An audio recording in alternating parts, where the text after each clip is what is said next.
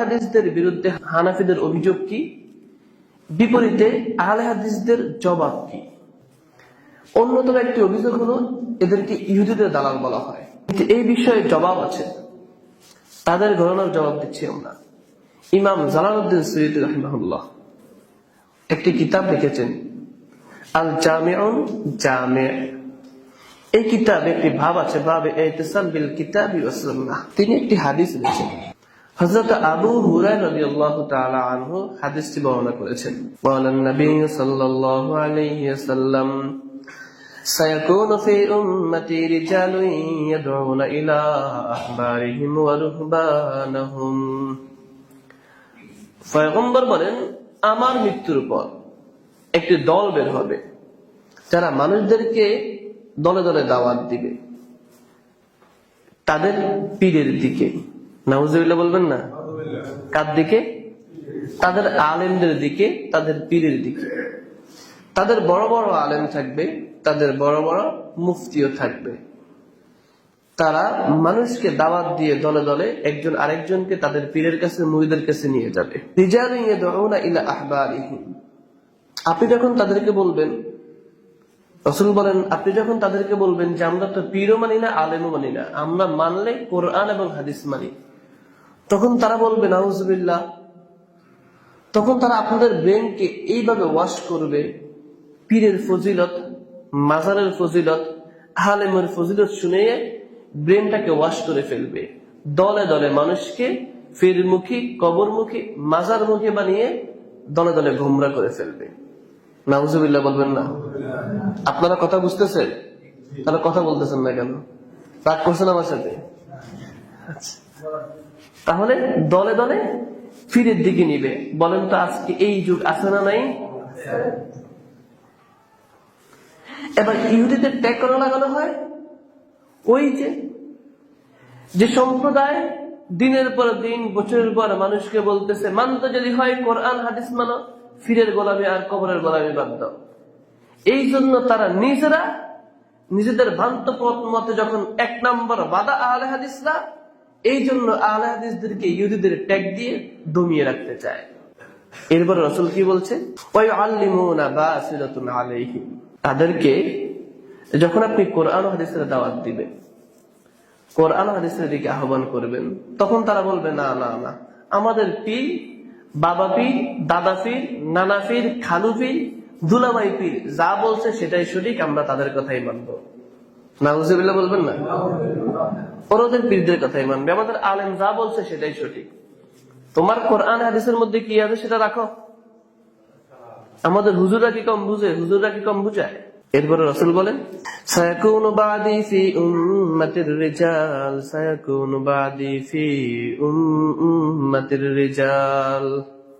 নবী বলেন, সাবধান এই জাতি থেকে যারা কোরআন ও হাদিসের বাদ দিয়ে, কোরআন হাদিসের বিপরীতে, কোরআন হাদিসের বাইরে গিয়ে তোমাদেরকে পীরের দিকে, মাজারের দিকে, দলের দিকে, কোন আলেমের দিকেও ডাকে, তাদের ব্যাপারে সাবধান হও।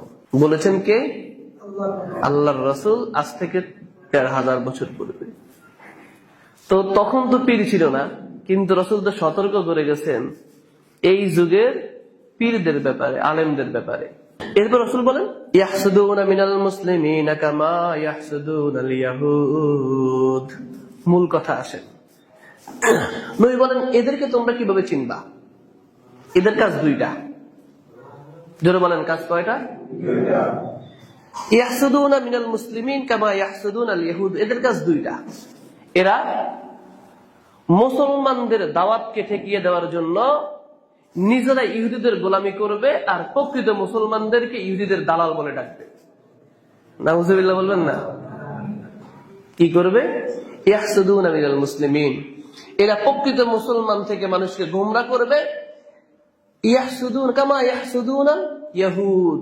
নিজেরা ইহুদিদের গোলামি করবে, পদে পদে ইহুদিদের গোলামি করবে। জান্নাতের টিকিট বিক্রি করবে। এক পীড়িত আপনারা দেখতেছেন জান্নাতের টিকিট বিক্রি করতেছে, ঠিক না? ওই যে আপনারা মুরব্বীরা তো ফেসবুক চালান না, মুরব্বীদের তো হইলো বিপদ। ফেসবুক না চালায় আপনারা বাচ্চা গেছেন গা। যুবক যারা এরা যেহেতু ফেসবুক চালায়, এরা বিভিন্ন কিছু দেখে।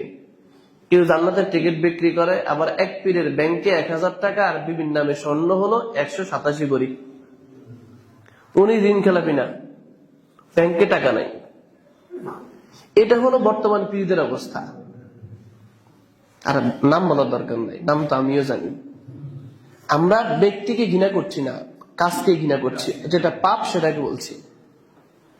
আরে ফয়জুল করিম কেন, যে ব্যক্তি অন্যায় করবে, ইসলামের বিরুদ্ধে কাজ করবে, এবং প্রকৃত মুসলিম যারা যারা এই দেশে ইসলাম এবং খেলাফত প্রতিষ্ঠিত করতে চায়, তাদের বিরুদ্ধে যারা অপপ্রচার করবে, আমরা তাদের বিরুদ্ধে কথা বলবো। এটা আমাদের দায়িত্ব, ঠিক না? তারা আমাদেরকে দমিয়ে রাখতে চায়, তারা প্রকৃত ইসলামকে দমিয়ে রাখতে চায়, মুসলমানদেরকে দমিয়ে রাখতে চায়। কেন? টাইটেল হলো ইহুদিদের দালাল। এটা তো আমিও বলেছি, কারণ আমাদেরকে শিখানো হয়েছে বছরের পর বছর। এটা আমিও বলেছি। কিন্তু যখন কোরআন ও হাদিস গবেষণা করেছি, তখন বুঝতে পেরেছি প্রকৃতপক্ষে ইহুদিদের দালাল তারা, যাদেরকে বছরের পর বছর ট্যাগ লাগাচ্ছি, এরাই প্রকৃত মুসলমান। আর জমিনের উপরে আসমানের নিচে এদের মতো স্বচ্ছ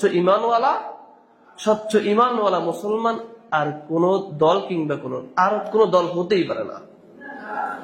আসেন, এরপরে পয়গম্বর কি বলেন, এদেরকে আপনি চিনবেন কি করে? রাসূল বলে গেলেন এদেরকে চিনবেন কি করে? অন্যতম একটি সিনডম হলো বিকাউলি আমিন খালফাল ইমাম। ইমাম যখন সূরা ফাতিহা শেষ করে আমিন বলবে, সূরা ফাতিহা শেষ করবে, মুসল্লিরা যদি উচ্চ স্বরে আমিন বলে, ততক্ষণ এদের শরীরে আগুন জ্বলে উঠবে। কথা কয় না? এদেরকে তুমি চিনবে কি করে? যখন সূরা ফাতিহা শেষে সালাতে ইমাম সূরা ফাতিহা শেষ করবে, জোরে আমিন বললে এদের শরীরে আগুন জ্বলে উঠবে। এদেরকে আপনারা চিনতে পেরেছেন? বাংলাদেশে বহুত মসজিদে সালাতের শেষে আমিন পড়লে মসজিদ থেকে বের করে দেয়, ঠিক না? মাইরও দেয়, সমাজ থেকে বের করে দেয়, মসজিদে ভেঙে ফেলে।